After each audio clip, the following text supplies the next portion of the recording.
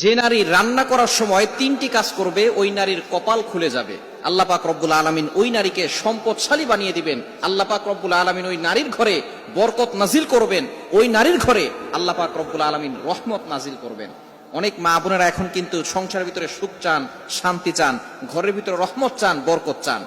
বিশেষ করে যে সমস্ত নারীরা সংসারে বরকত চান তারা কিন্তু অবশ্যই এই তিনটি কাজ করবেন। দেখবেন আপনার ঘরের ভিতরে শান্তি আসবে এবং আপনার রান্না সুস্বাদু হবে এবং আপনার রান্না যারা খাবে তারাই আপনার প্রশংসা করবে। আমরা অনেকেই কিন্তু নিজের প্রশংসা শুনতে চাই এবং অনেকেই আমরা ঘরের ভিতরে বরকত চাই, রহমত চাই। এজন্য আমরা এই তিনটি কাজ করব।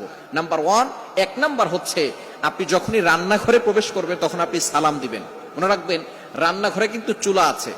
এই চুলা, গ্যাসের চুলা বলেন আর যেই চুলাই বলেন, এই চুলা থাকার কারণে যখন আপনি রাতের বেলা সেখানে থাকেন না, এখানে কিন্তু জিন জাতি থাকার সম্ভাবনা আছে। এই জন্য যখনই আপনি রান্নাঘরে ঢুকবেন তখনই সর্বপ্রথম এক নাম্বার কাজ করবেন, সালাম দিবেন, আসসালামু আলাইকুম ওয়া রাহমাতুল্লাহ। কেউ থাকুক আর না থাকুক, ঘরে যখনই প্রবেশ করবেন, যদি ঘরে কেউ নাও থাকে তারপরে সালাম দিবেন, কারণ ঘরের ভিতরে অনেক সময় শয়তান থাকে। আপনার সালাম দেওয়ার কারণে সেই শয়তান সেখান থেকে বের হয়ে যাবে। শয়তান আপনার ঘরের ভিতরে আর বসবাস করতে পারবে না, সেখান থেকে শয়তান বের হয়ে যাবে।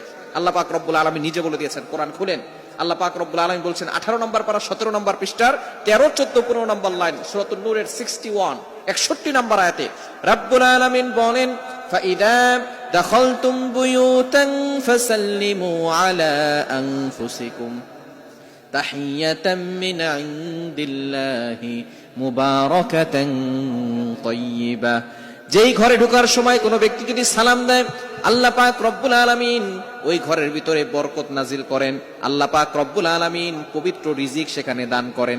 এজন্য এক নম্বরে নারীরা, মা বোনরা যারা রান্নাঘরে যাবেন সর্বপ্রথম সালাম দেওয়ার দরকার আছে না নাই? মা বোনদেরকে এটা শিখিয়ে দিবেন। আপনারা বাসায় গিয়ে মেসেজ পৌঁছে দিবেন, মা বোনরা যারা আছে এক নম্বরে তারা রান্নাঘরে ঢোকার সময় সালাম দিবে। নাম্বার 2, দ্বিতীয় নাম্বার হচ্ছে প্রতিটি কাজের শুরুতে বিসমিল্লাহ পড়বে। বিসমিল্লাহ পড়লে ওই কাজের ভিতরে আল্লাহ পাক রব্বুল আলামিন নিজে বরকত দিয়ে দেন।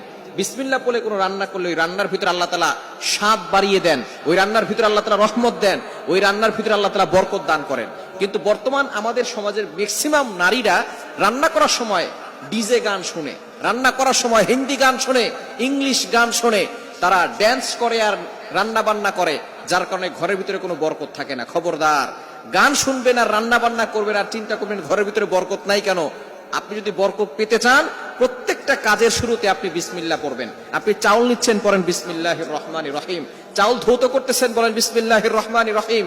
মাছ কাটতেছেন, বলেন বিসমিল্লাহির রহমানির রহিম। আপনি গোশত ধৌত করতেছেন, বলেন বিসমিল্লাহির রহমানির রহিম। আপনি যেই কাজটাই করবেন আপনি বিসমিল্লাহ পড়বেন, দেখবেন যেই কাজে বিসমিল্লাহ বলা হয় ওই কাজে বরকত বেশি হয়। এজন্য দ্বিতীয় নাম্বার নারীরা যে কাজটা করবে সেটা হচ্ছে বিসমিল্লাহির রহমানির রহিম। এটা পড়ে তারপরে প্রত্যেকটা কাজ করবে। আল্লাহ তাআলা ওই ঘরের ভিতরে বরকত